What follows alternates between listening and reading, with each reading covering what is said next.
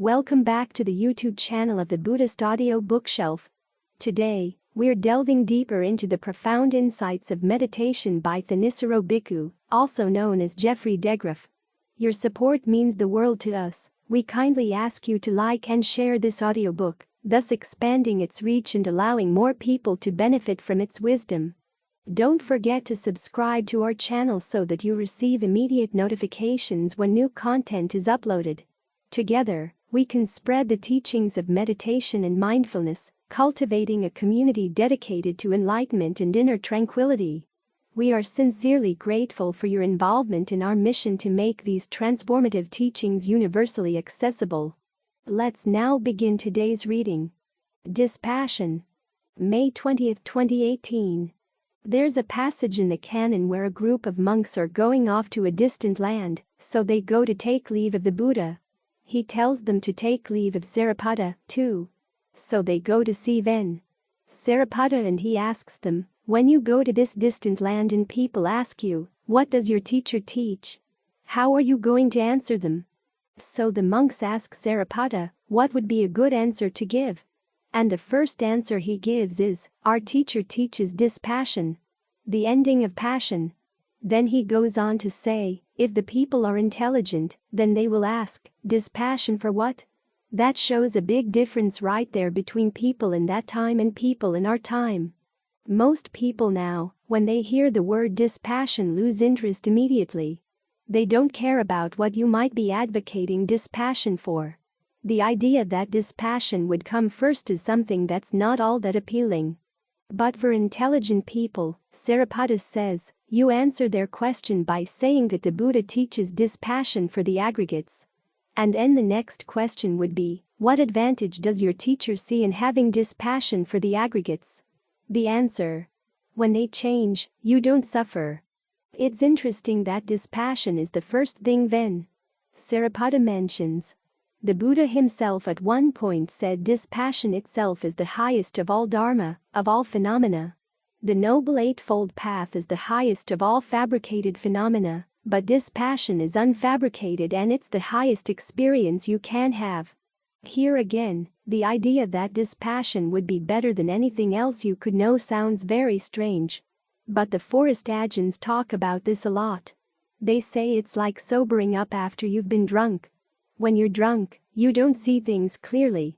Only when you sober up do you finally free the mind from all the confusion and fogginess of being drunk. That's when you see things for what they are. Ajahn Lee compares dispassion to eating something and finally realizing that you don't want to eat it anymore. This associates dispassion very closely with disenchantment, which is the sense that you've had enough of a certain kind of food. He said that with dispassion you spit things out. What you spit out, of course, is the 5 aggregates. You've been feeding on them. That's what clinging means. You've been feeding on them. And for most of us, the only pleasure we know in life is through satisfying our hungers by feeding. So the idea of going beyond feeding requires an act of the imagination to appreciate that it really could be a good thing. But take an objective look at the nature of feeding. 1. It's oppressive to the things being fed on. 2. It's oppressive for the person who needs to feed. You've always got to be looking for new sources of food and fighting off others who want to take the food you've got. The Buddha's not offering, as an alternative, that you've got to starve yourself, which most of us think is the only alternative to feeding. His alternative is to find a part of the mind that doesn't need to feed. Dispassion is what leads us there. It's related to the duties of all 4 noble truths. As the Buddha says in his first sermon, our duty with regard to the first noble truth is to comprehend it. And then in another sutra, he answers the question, what does it mean to comprehend? It means to understand each clinging aggregate to the point of dispassion. You realize that you've been feeding off of form and feelings and perceptions and fabrications and consciousness. All these things that make up your sense of who you are. Now, though, you've found something better, which doesn't require that you need to feed anymore. And you realize that all of this clinging and holding on is suffering. So you feel dispassion for the objects you've been clinging to, and for the clinging itself. Similarly with the second noble truth, the origination of suffering, which is any one of three types of craving: for sensuality, for becoming, and for non-becoming. You try to develop dispassion for these cravings so that you can abandon them. The third noble truth is dispassion itself. The only truth that involves some passion is the path. You've got to have some passion to develop it. It's something you have to put together, to construct. And to construct it well, you have to want to do it well. Ardency, basically, means giving your whole heart to it. But then there does come a point where the path is complete, it's done its work, and so you have to let go of it, too. At that point, you have to develop dispassion for the path as well.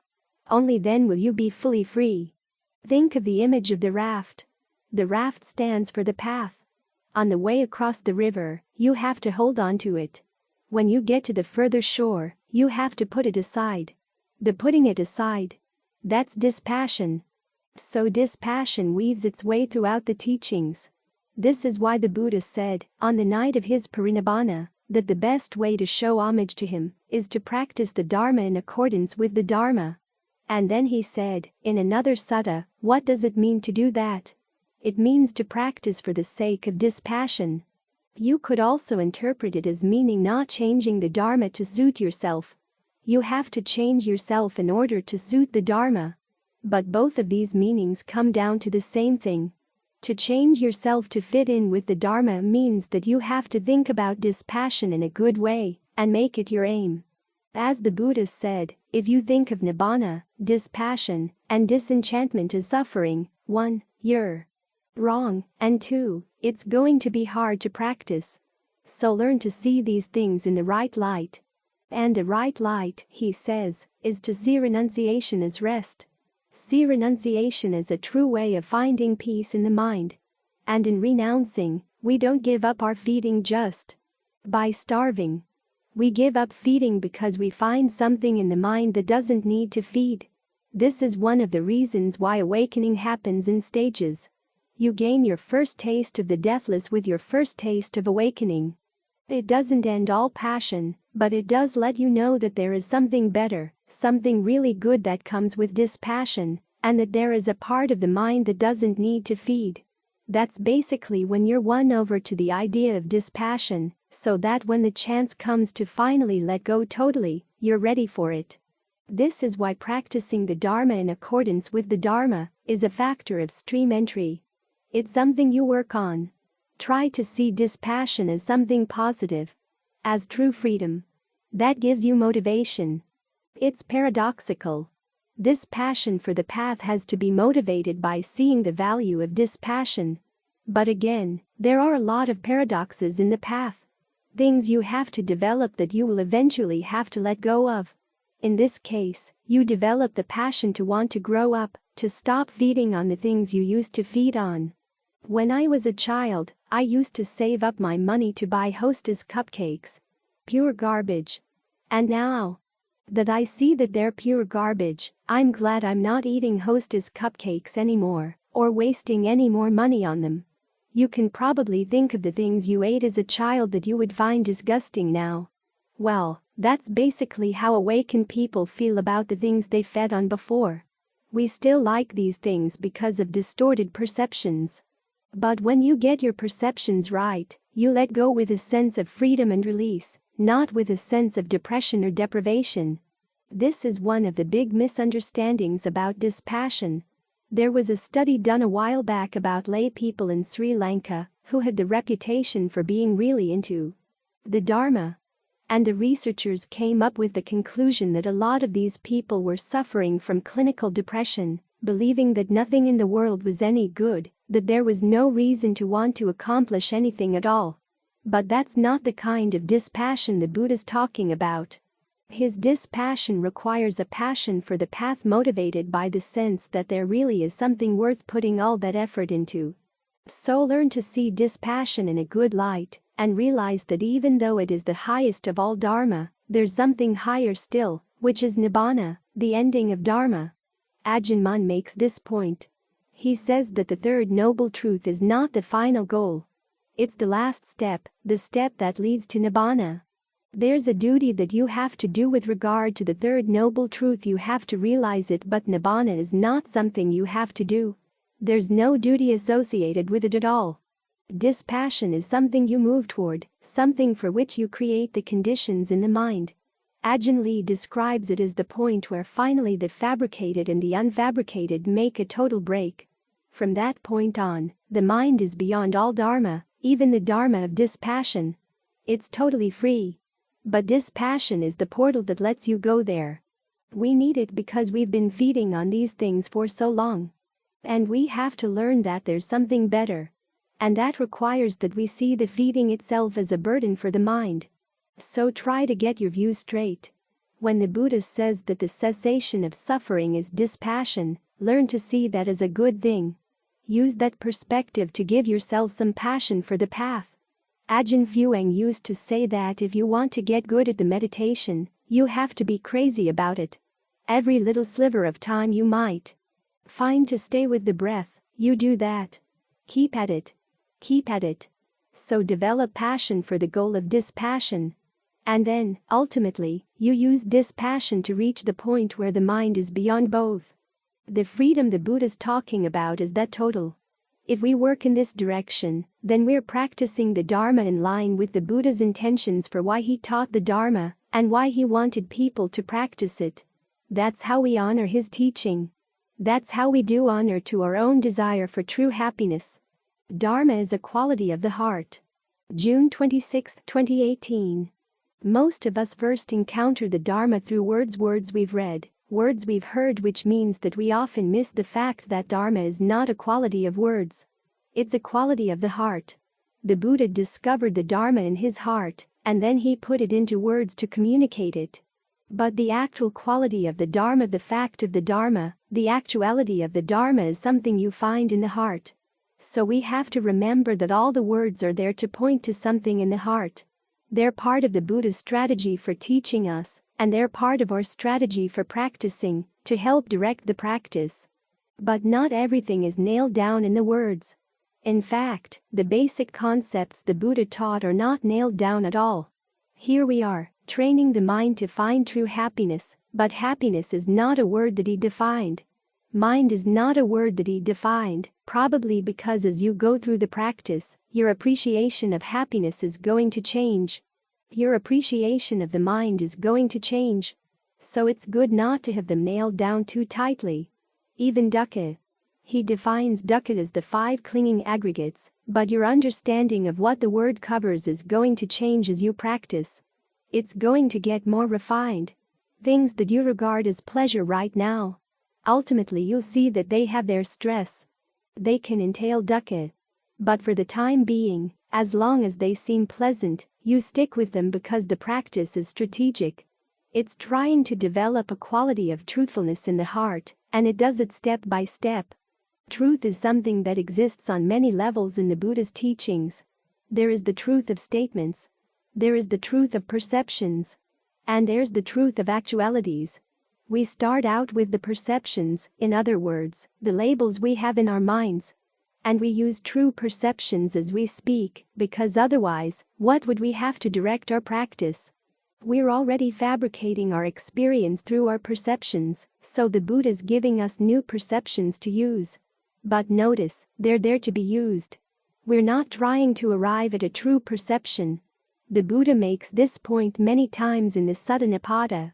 There are cases, he says, where you go beyond truth. In other words, you go beyond the truth of perceptions because you've arrived at the truth of an actuality, a quality of truth in the heart. And that's something that doesn't have to do with words. Now, Buddhist scholars can lie to us. In fact, it happens again and again. They can take the words of the texts and can twist them into almost anything. But the question is there truthfulness in doing that? I was reading a passage by Ajahn Fun today, talking about his early years as a monk. He'd sit up all night. He said that if he was going to fall asleep, he'd fall asleep while he was sitting. If he got tired of sitting, he'd walk. Got tired of walking, he'd go back and sit. Because, as he said, if he wasn't going to gain awakening in this lifetime, he didn't want it to be through his laziness. There's a story in the canon that's a cautionary tale about a member of the Sakyan clan. When he died, the Buddha said that if he had gone forth and started practicing early in life, he would have become an arahant. If he'd gone forth in the middle of his life, he would have become a non-returner, a stream enterer. In other words, he could have guaranteed that he wouldn't have to fall to lower realms. But he never got around to practicing, out of sheer laziness and heedlessness. So his opportunity was wasted. He had the potential but he wasted it. And Ajahn Fun said he didn't want that to be true of him. So he really gave himself to the practice and, because he was true, he got true results. So the truth of the Dharma is not something that's defined in words. The words are there as aids in the practice, to help you ask the right questions, and to observe things you might not have observed otherwise. Some of the vocabulary is like the vocabulary for tasters, or those who work with very refined differences in fragrances. They have to develop a very specific, very precise vocabulary. The more precise the vocabulary, the more subtle things they notice. But the truth of the smells and flavors isn't in the words. It's in the sensitivity to actual smells and flavors. The concepts are there to help you notice things you might have missed otherwise, to help you look in areas you might have overlooked, and to ask questions that might not have occurred to you before. We're not here to arrive at a description of the world, or a description of the mind, or a description of anything. We're not arriving at a description. We're arriving at the actuality, what the Buddha gave many different names to. This is a point that Ajahn Mahabua makes often. He says it doesn't really matter what name you give to Nibbana. What's important is you get the actuality. The Buddha described certain aspects about it. He called it the highest happiness, but he said that it wasn't a feeling of happiness, so it doesn't fall under the aggregates. What that means, he doesn't say. He also said that it was a kind of consciousness, a consciousness without surface, outside of space and time. He never explained how that consciousness was related to the consciousness in the aggregates, but it's definitely something different. Consciousness in the aggregates has to do with consciousness that is near or far, past, present or future. In other words, it's in time and space. Consciousness without surface is something else. But he never clarified the relationship between the two. There was a time when a monk was talking about how this consciousness is what goes from one life to the next. And the Buddha called him in and said, "Which consciousness are you talking about?" And the monk replied, "The consciousness that we have at the eye, ear, nose, tongue, body, and mind." It would have been interesting if he had said consciousness without surface, how the Buddha would have dealt with that. But consciousness at the senses, as the Buddha said, is dependently co-arisen consciousness. It's something that arises and falls away because it depends on conditions. So the monk was wrong about the consciousness he was describing, but the question of consciousness without surface never got addressed in that dialogue. There are a lot of things the Buddha doesn't explain about Nibbana, because, after all, it ultimately lies beyond explanation. As the Buddha said, it lies beyond the limits of description. A proper description of what it is not what gets you there. But he does explain how to get there, and that's the important thing for him to convey, and for us to know. Getting there is something you do inside. It involves qualities you have inside the heart and mind. The problem lies inside, but the solution lies inside as well. Qualities that can be immediately present to your awareness. We're not dealing in abstractions. We're not dealing in anything far away. When my father went to Thailand the very first time, I tried to get him to meditate. His first question for Ajahn Fuang was, he was a Christian. Was that going to be an obstacle to the meditation? Ajahn Fuang said, "No. We're going to talk about the breath. The breath doesn't belong to anybody. It's not Buddhist. It's not Christian. It doesn't belong to anybody in particular. It's common property throughout the world. We talk about the breath so that we can use the breath to catch the mind. And then we can talk about the mind. In other words, your awareness right here. Whether you're Christian or Buddhist doesn't have to get involved, because the things that are happening in your awareness right now are the things that cause suffering, regardless of your background. But you can also develop qualities right here in your awareness that will put an end to suffering. And the process of developing the skillful qualities and abandoning the unskillful ones.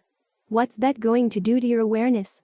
It's going to do something good, really good, but beyond that, you can't anticipate it. The Buddha simply reassures you that we're not committing spiritual suicide here. We're not blanking out. There is a kind of awareness that knows the goal. But there's a lot he doesn't explain. Just the simple fact that we have freedom to choose from a range of choices in the present moment. He never explains that. Sometimes our range of choices is limited. It's not that we're totally without any restrictions, but there are areas where we do have freedom of choice. He says to take advantage of that. He doesn't explain it, but he doesn't have to. He's basically saying that if you want to put an end to suffering, this is simply what you can do. He's interested in finding the people who see that as a really great opportunity, who look at the suffering they've had in their lives, whatever it is, and however they might define it, and they've decided they've had enough. Those are the people the Buddha's talking to, the people who have the honesty to realize, okay, I'm suffering because of something I'm doing. But I can change the way I do things. Even if it's hard, I can do it. I don't know how many people complain, well, it's easy to say, but it's hard to do. Well, yeah. It's hard to do sometimes, but it's doable. Don't let the fact that it may be hard be an obstacle. This is where truthfulness of your character comes in. As Ajahn Lee says, if you're true, you'll find the truth. If you're not true, then no matter how much you may know, no matter how many of the texts you may have read, all the languages you may have studied, the ability to define this term or that, you're not going to arrive at the truth, because truthfulness is a quality of the heart. The Dharma is a quality of the heart. Nibbana, which is the ending of all Dharma, including all words and all views, is touched at the heart. So focus your attention here, at the heart. That's where all the work is going to be done, and where the solution to the problem will be found. More than ordinary heedfulness. October 22, 2019. The Buddha said that all skillful qualities have their root in heedfulness. This emphasis on heedfulness is one of the remnants of Buddhism's wilderness source. The Buddha gained his awakening in the wilderness, passed away in the wilderness, and recommended that his monks go out into the wilderness. One of the qualities you need in order to survive in the wilderness is heedfulness, because there are dangers on all sides. There was a famous writer who spent a lot of time with the Inuit. When he was asked what was the quality that distinguished them from people in modern civilization, he listed a few words from their language that described a quality he said he couldn't quite find the right English equivalent for. A combination of wariness, apprehension, a sense of danger present all around. That's heedfulness. The realization that there are dangers and that, to avoid them, you have to be very careful about what you do. Where Buddhism's emphasis on heedfulness is special is that it identifies the dangers as lying primarily in the mind. But it also has a special sense of possibilities. If you don't have the confidence that your actions could lead to safety, heedfulness would be meaningless. If there were nothing but dangers all around, you couldn't do anything about them. You just have to give in to the dangers and get fatalistic about them. Or just stay confused. This is why the Buddha said there's another quality that takes heedfulness and makes it a quality for awakening, and that's appropriate attention. Seeing things in terms of the Four Noble Truths, and then applying the duties appropriate to the truths to what you're actually doing. The Four Noble Truths raise our sights as to what is possible for human beings to do. We can put an end to suffering. We don't have to keep coming back to suffer again and again and again. It lies within our power to find an escape. So here, heedfulness is combined with confidence that there is a way out. But at the same time, this confidence makes heedfulness very demanding. There are a lot of dangers in life that people simply accept and say, well, that's the way life is.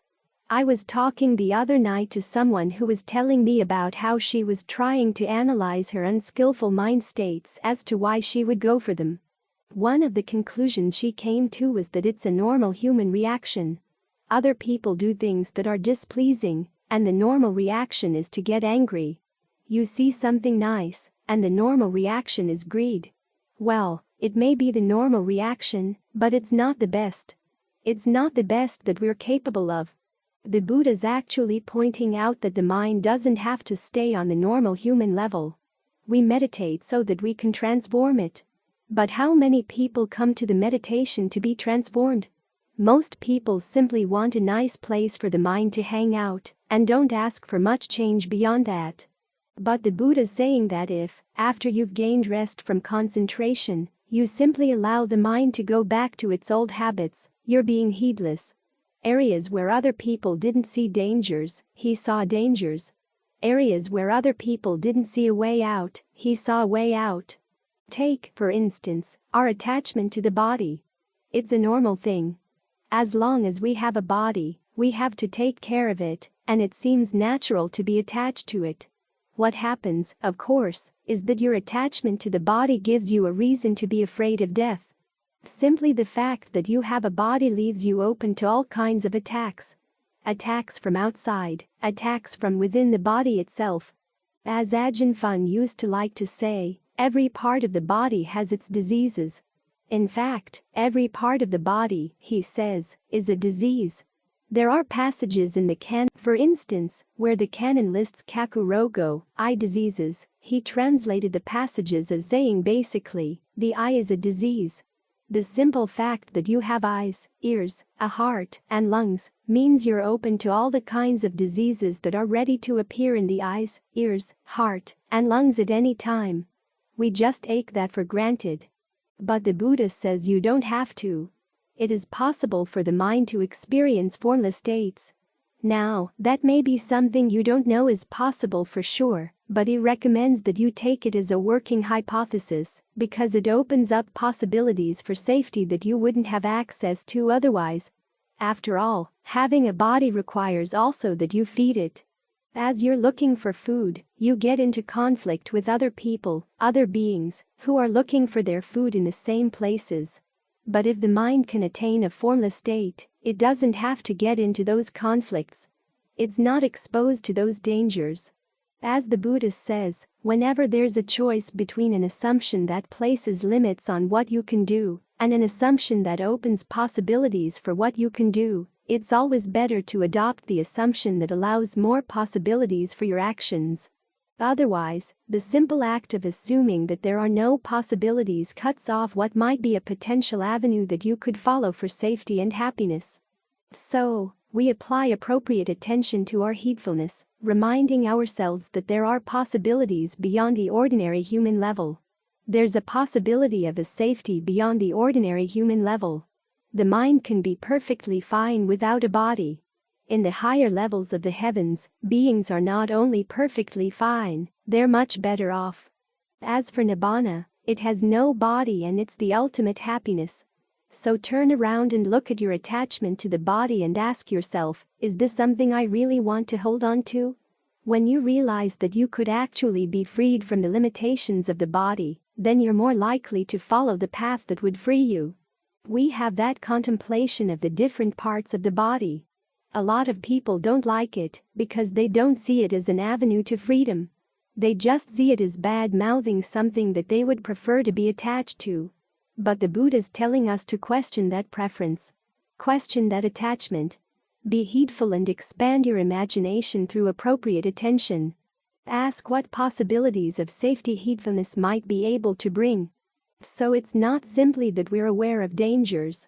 That's part of heedfulness. They're all around us, especially now in the fire season. We have to be very careful. But there are greater dangers than that. There are dangers inside.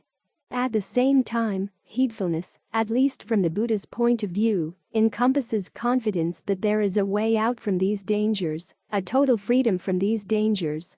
And even though it may be a more than ordinary human level of safety, you start with ordinary human capabilities, and as you develop them they can take you there.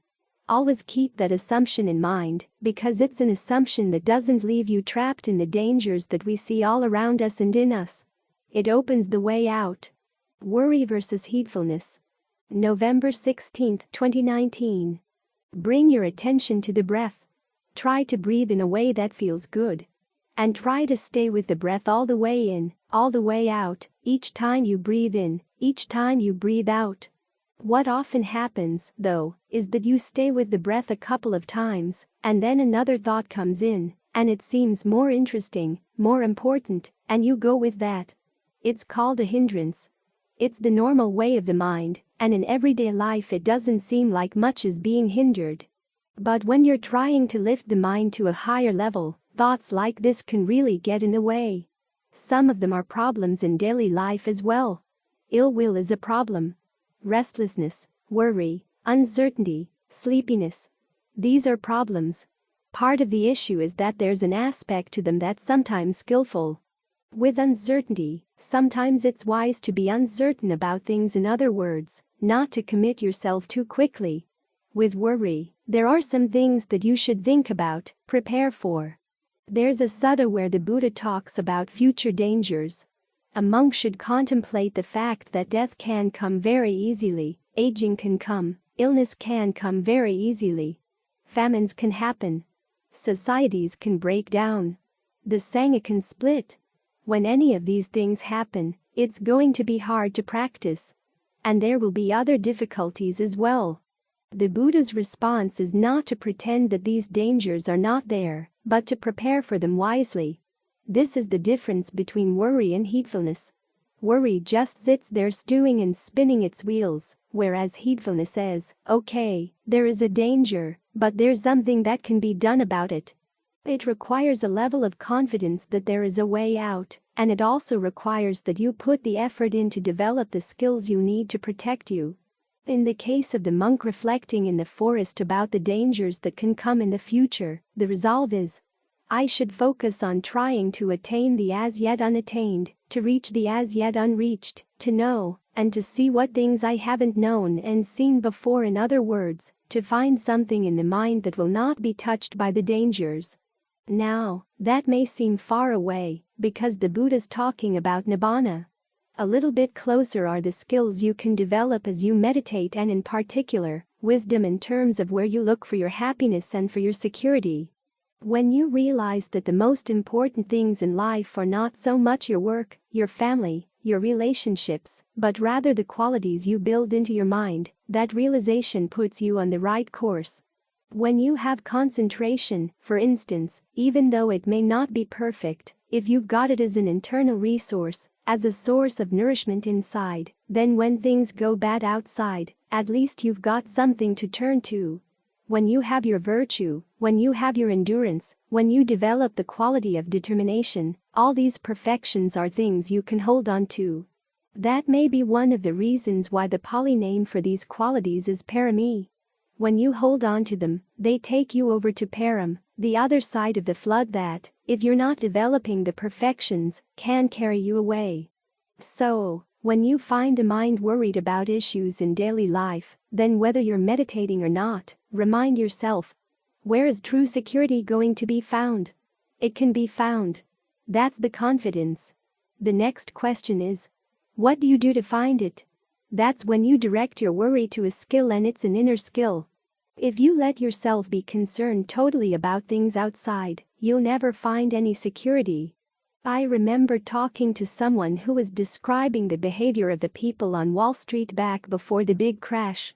They knew that a big crash was going to come from all their risky behavior, so everybody had his or her nut, as they called it, like a squirrel, stashed away someplace where they felt it would be safe. He described to me what some of those safe places were, but they didn't strike me as very safe at all. You think about the survivalists and all the food that they stash away. I know someone who's got a whole 3 months' worth of food stashed in his basement.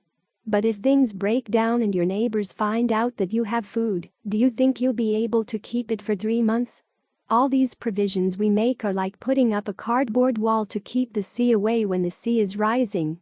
You're not going to find security there. Which means that, as you look at your body, you say, okay, I can't rely on this body to provide security in and of itself, but I can use the body to develop virtue, concentration, discernment, and those are the things that will provide security. Use the body to be generous, use the body to practice the precepts, use it as your topic of concentration and as your object of discernment. Because as you focus on the body, you begin to realize you can see the mind's defilements right here in the present moment very clearly. They all come gathering around right here. If there's pain in the body or if there's concern about the body's getting sick, the body's getting old, your fear and worry and frustration will gather right here. To counteract them, you can engage in the reflection we chanted just now on the 32 parts of the body. You realize there's not much there in and of itself. And if you hold on to the body for its own sake, then you'll become like those people who die and then become worms in their own corpses. But if you use the body as a tool, you find it has a lot to offer. So think of it as a tool. It's not your haven, but it can be your set of tools for finding a haven inside, in the qualities you develop in the mind. And have a lot of confidence in those qualities. There's so much about the future that you can't know, but you do know that if anything unexpected comes up, you're going to need mindfulness, alertness, concentration, discernment, all the good qualities of the mind. Those will be your refuge. So, when you find the mind is consumed by worries, stop and think for a minute. What can be done? What can I do right now? That's what you should ask yourself. Of course, right now as you're meditating, the thing to do is to develop these qualities. But even as you're out in daily life, remind yourself that there's a difference between worry and heedfulness. Worry is a hindrance. Heedfulness is the source of all things that are skillful. And what heedfulness implies is that there is a way out. If there were no way out, then being heedful wouldn't accomplish anything. The assumption is that there is a way out, there is a way to safety, and if you're really heedful, you're going to devote this moment right now to developing the qualities that'll open that way and make you safe. So the difference lies, 1, in the confidence that there is a way out, and 2, in actually working on the skills that you're going to need. That's how you turn worry into something that's actually skillful, something that, instead of eating away at the mind, actually provides it with a place that's secure. For goodness' sake. December 27, 2019. A few weeks ago I was in Thailand. While I was there I went to pay my respects to Ajahn Uthai, a student of Ajahn Fun. When I arrived, there was already a group of laypeople visiting with him. He asked me a couple of questions about life here at Wat Metta. And one of them was, when Westerners come to the monastery, what do they come for? He'd been talking about virtue and generosity to the laypeople, so I mentioned that a lot of people don't come thinking about generosity and virtue at the very beginning. Their first motivation for coming is to find peace of mind. One of the people in the other group said, Westerners, they go straight to the top, right from the very beginning. And Ajahn Uthai's response was, what do you mean straight to the top? Even common animals want peace of mind. If you want to be a human being, you have to develop virtue, good qualities of the mind, good qualities of the character. That's what differentiates us from common animals. So what are those good qualities? There's a list called the 10 perfections. They include discernment, which is primarily a quality of the mind, but the other 9 are all qualities of the heart. Generosity, virtue, renunciation, persistence, endurance, truth, determination, goodwill, and equanimity. Goodwill stands out as good-heartedness. A lot of the others, though, are types of strength, which we may not associate with a good heart, but for the heart to be truly good requires strength. If you start out with good intentions but you can't carry them through, they don't really mean much. Goodness requires strength to do good things that are hard. The ability to make yourself want to do things that you might not want to do, but you know are going to be good for you in the long term, and the ability to say no to things that you like to do, but you know are going to be bad for you in the long term. In other words, when your discernment points out the fact that the consequences are going to be good or bad for certain actions, you've got to look at your emotions. Are they on the side of what your discernment is telling you, or not? Sometimes they are, sometimes not. When they're on the side of your discernment, then there's no real problem. It's when they're at cross purposes. That's when it's a real test of your character. That's how we should measure our self-worth. As the Buddha said, the sign of your discernment as a mature person is your ability to make yourself want to do things that you don't like doing, but will give good results in the long term. And to make yourself want to say no to things you like doing, but are going to give bad results in the long term. So notice, you're not just going against your likes.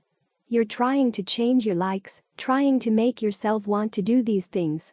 This means you have to be able to point out to yourself the good consequences of difficult actions, and how happy you'll be when the good consequences come. This is one of the reasons why we begin the practice with generosity. It's practice in delayed gratification and also in the realization that some pleasures are better than others. The pleasure that comes from seeing someone else enjoy something you gave to them is a better pleasure than simply enjoying it yourself. The knowledge that you've done something good is a better pleasure than the pleasure that comes from just gobbling up what you've got. Notice that there is pleasure here. All too often we're told that to be a good person, you have to deny your own happiness for the sake of other people's. But then after a while, you start wondering, why is their happiness more important than yours? From the Buddha's point of view, though, the person who works for his or her own well-being, and the well-being of others at the same time, is the best sort of person, better than one who works only for the well-being of others. So you've got to learn how to find your happiness in being good at the same time. You do things for goodness' sake and also for happiness' sake, together. We have that phrase in English, for goodness' sake. It's been repeated so many times that it's become just a matter of emphasis. It's lost its real meaning. The real meaning is that you do something because it would lead to good results, for the sake of the goodness it would yield. That's your motivation. So ideally, you want to learn how to get your likes in line with what's good. This is one of the reasons why we meditate. Not just to give the mind a peaceful place to stay, but also to give it strength. The goodness of meditation requires endurance, determination, and persistence. If you don't have a source for internal strength like this, it's going to be hard to carry through with your good intentions. This is why concentration is not just one aspect of the path. The Buddha placed it at the center of the path to give you strength to carry through with the rest of the path. You try to get your heart well rested, get your mind well rested, with a sense of well-being, ease, and rapture, so that the heart and mind will be strong enough to do the work that the rest of the path demands. And these are things you can do. You can make the mind settle down. Recently, I was at a place in Malaysia where the people had been taught that you can't do concentration. It just happens on its own, kind of comes up and whacks you across the head. All you can do is sit there very patiently, waiting for it to come. But actually, the first jhana contains directed thought and evaluation. These are things you do. You direct your thoughts to the breath and then you evaluate it. How does it feel? Does it feel good enough to stay with for a while? If it doesn't, how could it be made to feel that good? You experiment. You try things out. You ask questions. You look for answers. These are all things you do. Then, when you find something that seems good, you can stick with it for a while to see if it really is good, or how long it's going to be good. And when you find a way of breathing that really feels good, you allow that sense of pleasure to spread through the body. Down the spine, out the legs, down the nerves of the arms, starting from the area around the heart down through the different organs and down to the intestines. Try to sensitize yourself. The more sensitive you are to this area of your awareness, the more satisfying it becomes. As you make yourself sensitive and then breathe in a way that satisfies that sensitivity, you develop a pleasure that's more and more refined. It's a pleasure that's good in and of itself, but it's also good in a sense that it's not harming anybody, and it gives you the strength to look at the questions you're asking yourself as you go through daily life about what to do and what should be done. This is a basic distinction in the Buddha's teachings. We hear so much about the Buddha's teachings on non-duality or his avoidance of dualities. But one of his duties as a teacher, he said, was to give you a basis for deciding what should and shouldn't be done, and underlying that duty is the basic principle that your actions really do matter. They make a difference. You have the choice to act in one way or another, and those actions have consequences. If you were to deny your power of choice, or the fact that your actions had consequences, then there wouldn't be any idea of should or should not. You just act on your impulses, with no choice in the matter. But you do have choices, and actions do have consequences. So, if you want true happiness, those are the conditions for the Buddha Schultz. Then you want to be very careful about what you actually do. Ask yourself, do I want to do what I should be doing? This is where you have to learn how to talk to yourself. Make yourself see the goodness that comes, the happiness that comes, from doing the right thing. Part of that happiness is a solid sense of self-worth. People who indulge in all their impulses find that, after a while, they have very little sense of self-worth at all, or they have to blow up an inflated sense of self-worth that doesn't really have anything to do with reality. But if you can look at your actions and see, I did this and nobody was harmed. I found happiness this way and nobody was harmed. I found happiness in this way and other people benefited too. That kind of realization gives you a sense of your worth as a person. A lot of well-being comes around that sense of worth. You want to learn how to appreciate it. This means changing the balance of power inside. There are some voices in the mental committee that are rebellious, but when you follow them, where do they lead? A lot of them are like the friends who try to get you to do something against the law, and then, when the police come, go running away. In other words, something inside you wants to do something unskillful, and you give in, but that particular defilement is not the one that's going to suffer. You're the one that's going to suffer. So you have to see the value of acting in such a way that you can look back on your actions and realize that nobody was harmed, and that in some cases people were helped. There lies your value as a human being. That's your value as a mature human being. This is one of the reasons why we come for goodness' sake. To figure out what would be the good thing to do, so that we can regard ourselves as good people. So look carefully at that list in the perfections. Endurance, determination, renunciation. Renunciation, here, doesn't just mean giving things up. Every case where the Buddha talks about renouncing something, he adds that there's always something gained in return. The primary case of renunciation is just sitting here giving up your sensual thoughts, learning how to focus on the breath, to focus on the sense of the body as you feel it from within, and learning how to find pleasure there. Because that search for pleasure really is strengthening and is totally harmless. The search for pleasures outside, or the fascination of thinking about what a wonderful meal you had, and how the next meal is going to be really good, that really weakens you. It makes your happiness depend on things being a certain way. You become a hothouse plant. You can live only under certain conditions. Your happiness can survive only under certain conditions. Whereas if you learn how to find happiness with the breath, you can be anywhere. Sitting on a bus, in a doctor's office. They could throw you in prison, and you could still learn how to breathe well, and you'd have your own personal sense of well-being, a source of well-being that nobody can take away from you. That gives you strength, because it enables you to put up with all kinds of conditions that you wouldn't be able to otherwise. And your goodness can survive all kinds of conditions because of that. So, we're here for peace of mind, but it's a peace of mind that's also goodness. Happiness and goodness together. That's what makes it really special. Anybody can find peace of mind in just about any way, but when you add those extra conditions onto it, it makes it something of real value, because you've learned how to find your happiness in a responsible way. You can look at your actions and see nothing that you would criticize yourself for. That means your peace of mind doesn't require putting up huge walls of denial.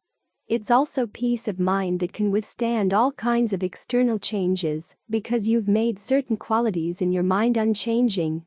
So, think of the all-around aspect of the goodness we're looking for, goodness and happiness together, and the deep peace of mind that comes from that. After all, release is the ultimate peace.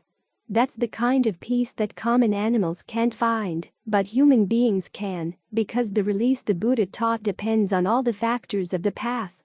They include virtue and, as he said, they're founded on generosity. Stingy people, he said, can't attain jhana, can't attain nibbana. In other words, it's the kind of peace that's available only to generous people, virtuous people. So, yes, we are looking for peace of mind, but we've got some extra conditions. We're doing it for the sake of happiness, and we're also doing it for goodness' sake. Always keep these many dimensions in mind, because they make the practice whole.